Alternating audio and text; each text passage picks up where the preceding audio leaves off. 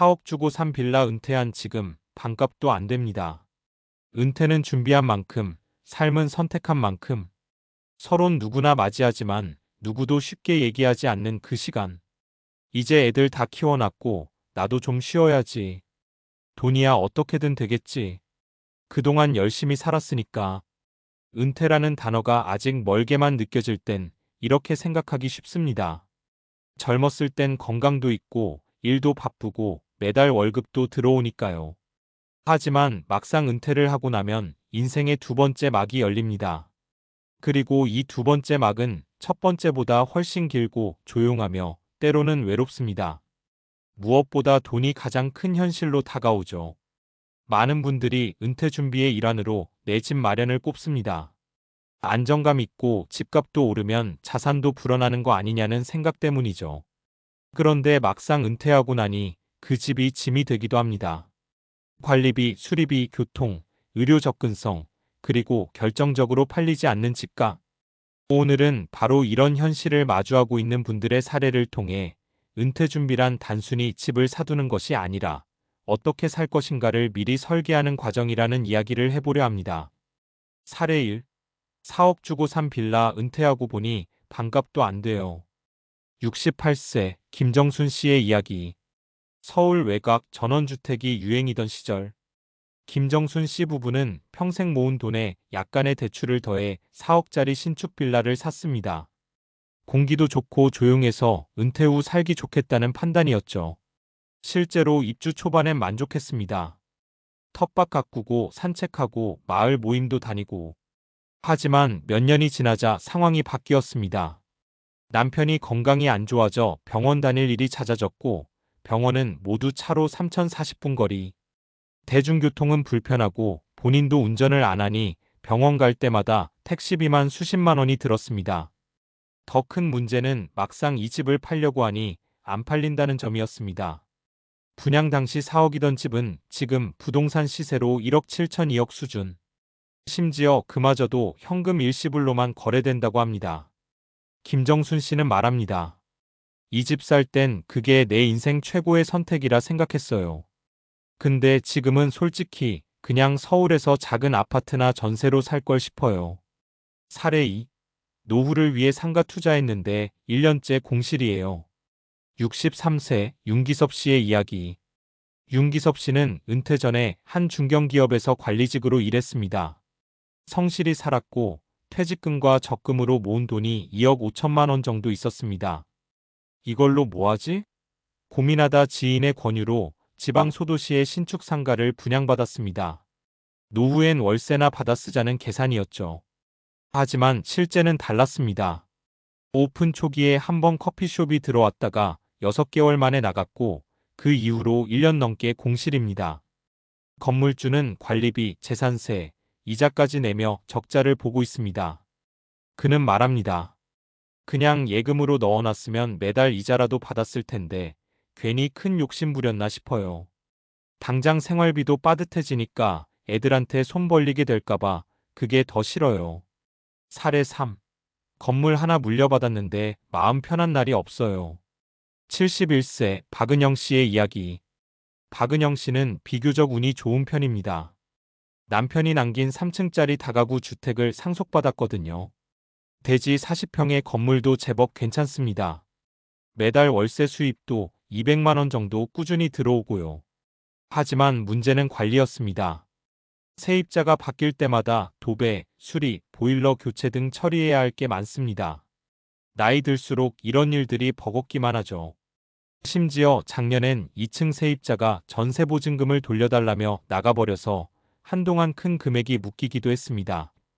그녀는 한숨을 쉬며 말합니다. 사람들은 다 건물 있어서 좋겠다고 해요. 근데 정작 나는 이거 관리하다가 골병 들겠어요.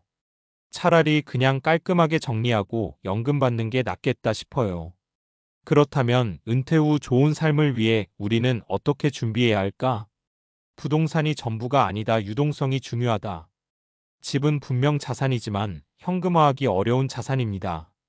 특히 빌라나 상가는 지역이나 시세 변화에 크게 영향을 받기 때문에 은퇴 후 갑작스러운 필요자금이 생기면 대응이 어렵습니다. 부동산보단 일정 부분은 유동성 있는 자산으로 남겨두는 게 안전합니다. 연금 준비는 아무리 빨라도 빠르지 않다. 공적연금, 국민연금, 공무원연금 등 외에도 개인연금, 퇴직연금, 즉시연금 등을 다양하게 알아봐야 합니다. 집을 팔아 연금형 부동산으로 전환하거나 주택연금처럼 기존 자산을 활용하는 방법도 있습니다. 작고 편한 집이 오히려 더 자유롭다. 큰 집, 좋은 전망, 넓은 공간보다 중요한 건 접근성과 관리의 용이함입니다. 병원, 시장, 교통이 가까운 곳이 훨씬 살기 좋습니다. 거창하지 않아도 혼자 혹은 배우자와 지내기에 딱 좋은 구조와 위치의 집이면 충분합니다. 노후 생활의 질은 일상 루틴이 결정한다. 부동산, 연금도 중요하지만 결국 은퇴 후 삶을 지탱하는 건 하루하루 어떻게 보내는가입니다. 가벼운 운동, 사람들과의 교류, 작지만 지속적인 취미 생활이 삶의 질을 결정합니다. 마무리하며 은퇴는 계획이 아니라 설계입니다. 은퇴는 결국 인생의 새로운 시작입니다. 그 시작을 어떤 마음으로, 어떤 준비로 맞이하느냐에 따라 삶의 질은 극명하게 갈립니다. 오늘 소개한 사례들처럼 돈을 들였지만 오히려 불편해진 경우도 있고 반대로 작고 소박하게 시작해서 여유롭고 자유롭게 살아가는 분들도 많습니다. 중요한 건 내가 무엇을 위해 은퇴 후를 준비하느냐입니다.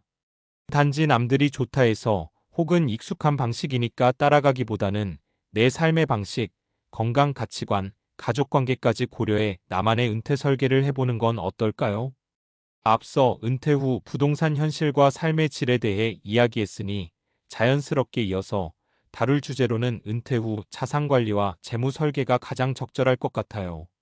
이 주제는 부동산에만 묶여있는 자산의 문제점을 보완할 수 있고 과학적이고 논리적인 재무 계획이 어떻게 은퇴 생활 안정에 기여하는지 설명하기도 좋습니다. 특히 유동성, 위험 분산, 복리 효과 같은 경제학 및 금융 이론과 함께 은퇴자들이 흔히 겪는 인지적 편향 문제에 과도한 집착, 손실 회피 등을 다루면서 더 설득력 있게 풀어갈 수 있죠. 이어지는 내용 예시 은퇴 후 자산관리와 재무 설계. 앞서 김정순 씨와 윤기섭 씨 사례를 보면 은퇴 자산 대부분을 부동산에 투자했다가 예상치 못한 유동성 부족과 관리 부담을 겪었죠. 그렇다면 은퇴 자산을 어떻게 관리해야 할까요? 과학적, 논리적으로 접근해 봐야 합니다. 유동성 확보는 필수다. 은퇴 이후에는 갑작스러운 의료비, 생활비 변동 등 예기치 못한 지출이 빈번합니다. 이런 상황에서 현금이나 쉽게 현금화할 수 있는 자산이 부족하면 부동산처럼 팔리기 어려운 자산은 오히려 짐이 될 수 있습니다. 금융학에서는 자산의 유동성이 위험 관리의 중요한 요소로 꼽힙니다. 위험 분산과 포트폴리오 이론. 하버드 대학교의 경제학자 해리 마커위치의 포트폴리오 이론에 따르면 한 가지 자산에만 집중 투자하는 것보다 여러 자산에 분산 투자하는 게 위험을 줄일 수 있습니다. 은퇴 자산도 마찬가지입니다. 부동산, 주식, 채권, 연금, 현금 등 다양한 금융 상품을 적절히 혼합해 안정적 수익과 위험 최소화를 동시에 추구해야 하죠. 복리 효과를 통한 자산 증식. 복리, 즉 이자가 다시 이자를 낳는 효과는 시간과 함께 엄청난 자산 증식을 가능하게 합니다. 은퇴 후에도 소액이라도 꾸준히 투자하면 자산이 시간이 지날수록 점점 커지는데요. 이를 위해서는 시장 수익률을 따르는 장기 투자가 효과적입니다. 인지적 편향과 합리적 의사결정. 사람은 손실 회피 성향이 강해 큰 손실을 피하려고 비합리적인 결정을 하기도 합니다. 예를 들어 부동산 가격이 하락해도 언젠간 오를 거야라는 희망으로 버티는 경우죠. 행동경제학에서는 이를 보유 효과라고 하는데 이런 심리적 함정에서 벗어나기 위해서는 객관적이고 데이터 기반의 재무 설계가 필요합니다. 생활비 지출과 자산 소진 계획. 은퇴 후 자산이 얼마나 오래 가느냐는 지출 계획에 달려 있습니다. 매달 얼마를 써야 자산이 바닥나지 않고 평생 지속 가능한지 이를 시뮬레이션하는 것이 중요합니다. 최근엔 4% 규칙 같은 경험적 지침도 있지만 개인 건강, 기대 수명, 투자 수익률에 따라 맞춤형 설계가 필요합니다. 이런 식으로 과학적 근거와 논리적 설명을 곁들여 은퇴 후 재무 설계 중요성을 자연스럽게 풀어가면 앞선 사례들과도 연결되면서 설득력이 훨씬 높아질 거예요.